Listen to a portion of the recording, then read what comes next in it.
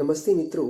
सर्वप्रथम आप सभी का धन्यवाद कि आप सभी ने मेरे वीडियो को बहुत ही पसंद किया है, लाइक किया है और उसको बहुत व्यू मिले हैं, अतः सभी का धन्यवाद। पिछले एक वीडियो में मैंने कहा था कि संत श्री आशाराम जी बापू जी का जो केस है, वो केस जिन्होंने हैंडल किया है, तो उन वकीलों को सबके सामने आके बताना चाहिए कि बापू जी का केस में वो विजय क्यों नहीं प्राप्त कर पाए अथवा बापूजी को निर्दोष बरी क्यों नहीं करवा पाए। परंतु मेरा ये वीडियो मानो कि जब मैं रिकॉर्ड कर रहा था उसी समय आशाराम जी आश्रम के द्वारा एक ऋषि प्रसाद पत्रिका छपती प्रकाशित होती है, उसका मानो वहां से प्रोसेस हो रहा होगा। तो कुछ एक दो दिन में बाद ही वो पत्रिका भी प्रकाशित हो गई और जो पत्रिका में उनके वकीलों ने जो बयान दिया है कि किन किन वजहों से आशाराम जी बापू जी को मतलब निर्दोष बरी नहीं किया गया, क्या और इन 9 सालों में न्यायतंत्र में क्या नाटक हुआ और किस प्रकार से न्यायतंत्र के और उनके बीच क्या क्या मतलब प्रक्रिया हुई, वो सारी जानकारी उन्होंने दी उस पत्रिका के, तो उस पत्रिका में दी है। तो उसके बाद मैंने एक छोटा सा वीडियो बनाया कि देखिए इस प्रकार से संत श्री आशाराम जी बापू जी के जो वकील हैं उन्होंने इस प्रकार से बयान दिया है।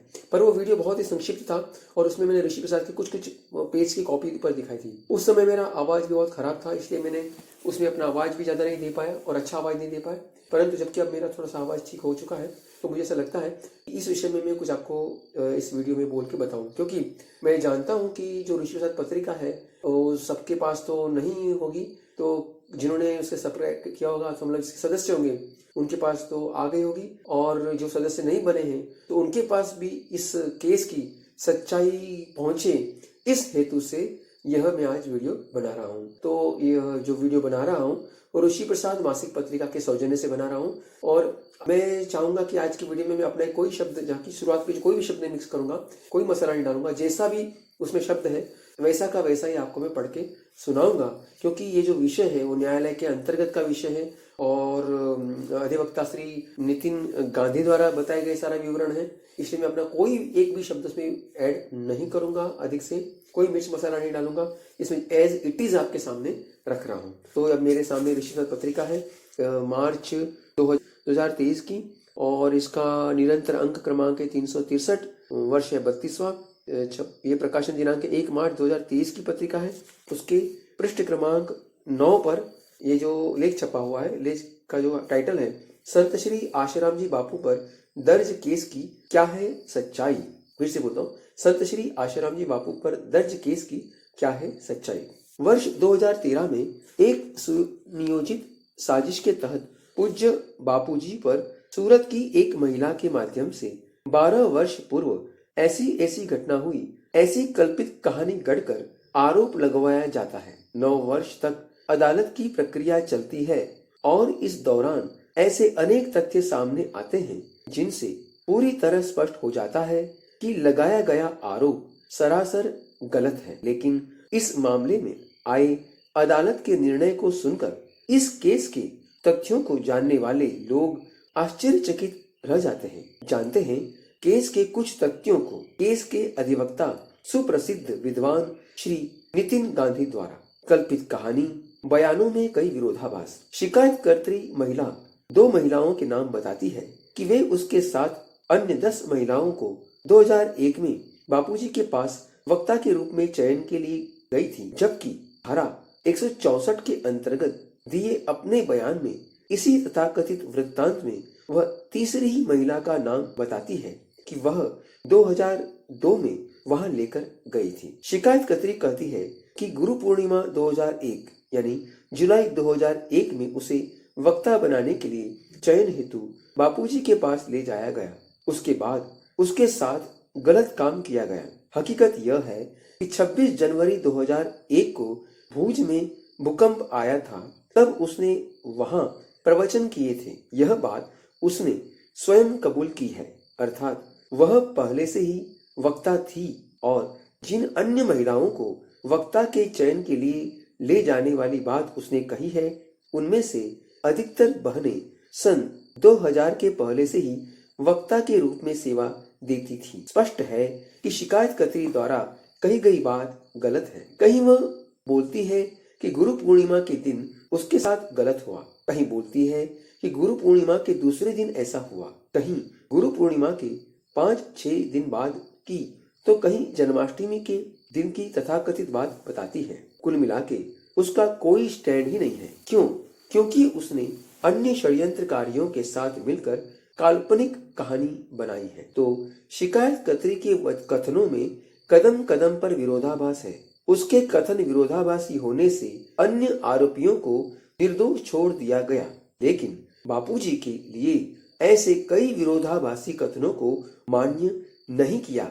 यह सबको हैरत में डालने वाली बात है। बयान बदलने की अर्जी से हुआ खुलासा। आरोपकर्त्री ने स्वयं गांधीनगर अदालत में अर्जी डाली थी कि उसे बयान बदलना है, पर उसकी अर्जी नामंजूर हो गई। इस फैसले को उच्च अदालत में चुनौती देने हेतु उसने जो अर्जी बनवाई थी उसकी एक प्रति अदालत के रिकॉर्ड पर है। उसमें उसके खुद के हस्ताक्षर हैं और वह नोटराइज्ड है। उसमें लिखा है कि उसके धारा 164 के बयान में गलत लिखा गया है। वह बयान उसने डर के कारण दिया था और उस समय की परिस्थिति के वश होकर दिया था। शिकायत में जैसा लिखा है वास्तव में वैसा किसी भी अभियुक्त ने कुछ नहीं किया है, अतः वह फिर से बयान देना चाहती है। मित्रों, यह ध्यान देना, वो जो कहती है कि किसी भी अभियुक्त ने कुछ नहीं किया है, मतलब बापूजी ने ऐसा कुछ भी नहीं किया है, ऐसा वो स्वीकार करती है। अब आगे का जो मुद्दा है, सगी बहन ने बताई हकीकत। महिला की सगी बहन ने अदालत में बताया कि मैं सपरिवार हर वर्ष गुरु पूर्णिमा व दीपावली पर अहमदाबाद आश्रम में जाती थी और मैं व मेरी माँ बहन के साथ ही महिला आश्रम में रुकती थी। हम उसे घर चलने को कहते थे तो मना करती थी। यदि शिकायतकर्त्री के कथनानुसार ऐसी कोई तथाकथित अवांछित घटना हुई होती तो उसकी माँ और बहन जो उसके साथ ही जाकर रहती थी उनको उसने बताया होता या उनको अवश्य पता चलता। तथाकथित घटना के बाद वर्षों तक वह आश्रम में रही और विभिन्न शहरों में जाकर अपने प्रवचनों में बापूजी का गुणगान करती रही। इस दौरान वह अपने घर भी जाती थी। यदि ऐसा उसके साथ होता तो घर से वापस क्यों आती? माँ व बहन को उसने आखिर तक कुछ क्यों नहीं बताया? अब सवाल उठता है कि उसने यह सब क्यों किया। दरअसल 2006 में उसकी लापरवाही से एक ऐसा कार्य हुआ था जो आश्रम की गरिमा के खिलाफ था, जिसके लिए बापूजी ने उसको जाहिर में उसके हित के लिए डांटा था। बापूजी की डांट का मुझे बहुत बुरा लगा। उसके बाद मैंने आश्रम छोड़ने का निश्चय किया। यह बात खुद महिला ने अपने बयान में कही है। ऐसे बुना गया षड्यंत्र का जाल। ऐसे बुना गया षड्यंत्र का जाल।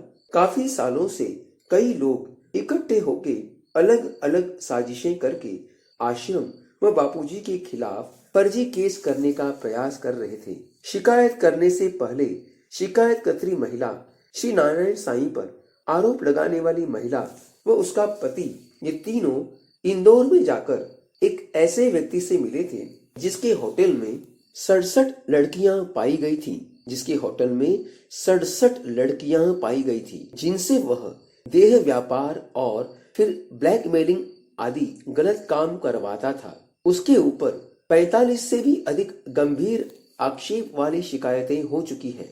उससे मिलने की बात श्री नारायण साईं पर आरोप लगाने वाली महिला के पति ने अदालत में स्वीकार की है।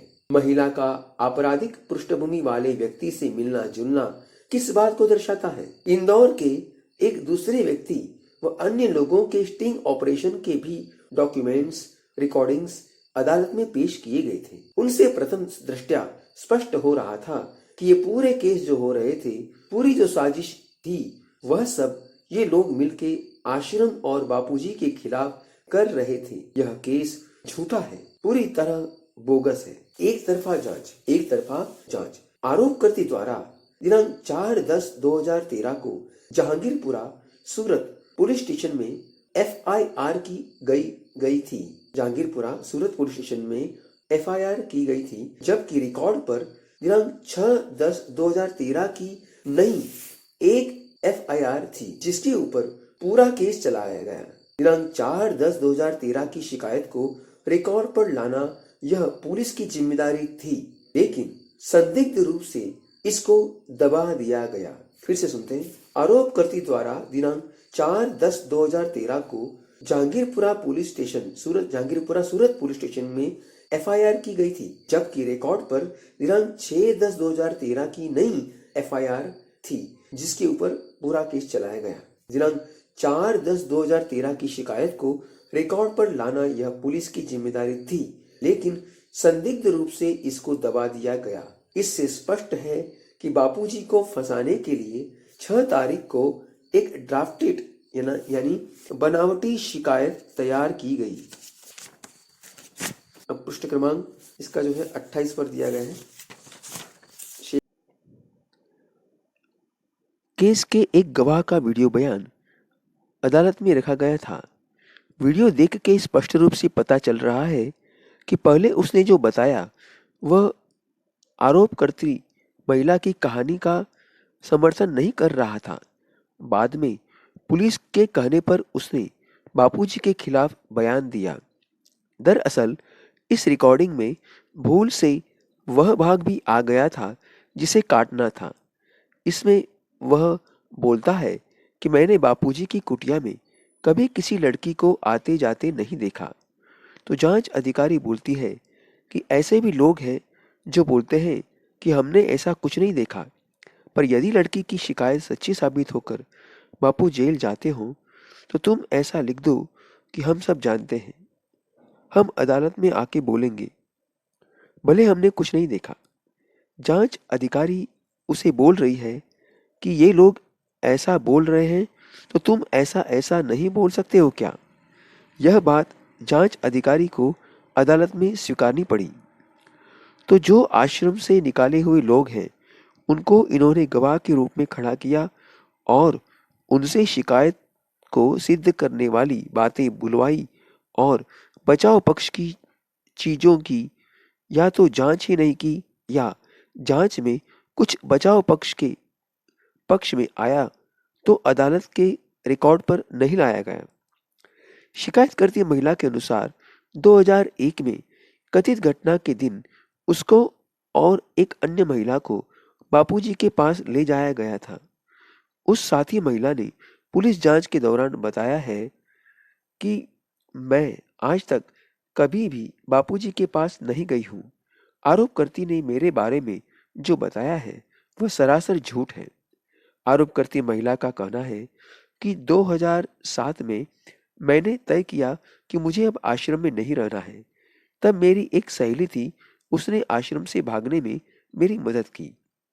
महिला की उस सहेली ने पुलिस जांच के दौरान दिए निवेदन में बताया कि आरोपकर्ती ने जो बातें उसका नाम लेकर बोली है वे पूरी गलत है। पुलिस जांच में दोनों महिलाओं ने उपरोक्त जानकारी दी थी। यह बात जांच अधिकारी ने स्वीकार की है। दोनों महिलाओं ने शपथ पत्र देकर भी पुलिस को जानकारी दी थी। शिकायत के हिसाब से ये दोनों महिलाएं मुख्य गवाह हैं, लेकिन यह जान के आपको आश्चर्य होगा कि इन दोनों की गवाही मुख्य होने पर भी पुलिस ने इन्हें अदालत में साक्षी नहीं बनाया। जांच अधिकारी ने यह स्वीकार किया है कि दोनों महिलाओं के बयान महत्वपूर्ण थे, पर उन्हें अदालत के समक्ष पेश नहीं किया गया व उन्हें पेश न करने का कोई वाजिब कारण भी अदालत को नहीं बताया है। इस तरह से केस के मूल को स्पर्श करने वाले अति महत्वपूर्ण तथ्यों को दबाया गया। अभियोजन पक्ष के ऊपर अपना केस शंकारहित सिद्ध करने की जिम्मेदारी होती है। जब घटनाक्रम की कड़ियां ही नहीं जुड़ती हो तो केस को शंकारहित सिद्ध कैसे माना जा सकता है? महत्वपूर्ण बिंदुओं को किया गया नजरअंदाज। केस का पूरा निर्णय पढ़ा जाए तो उससे पता चलता है कि इतने वर्षों के विलंब के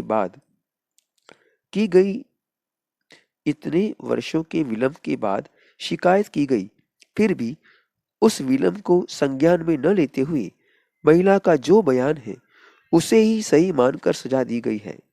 जब इतने वर्षों की देरी होती है तो ऐसे में अदालत को जो संपोषक साक्ष्य कॉमोबरेटिव एविडेंस है वे भी देखने चाहिए। देरी से शिकायत दर्ज करने के लिए जो कारण शिकायतकर्ती ने बताए हैं वे भी मानने योग्य नहीं है।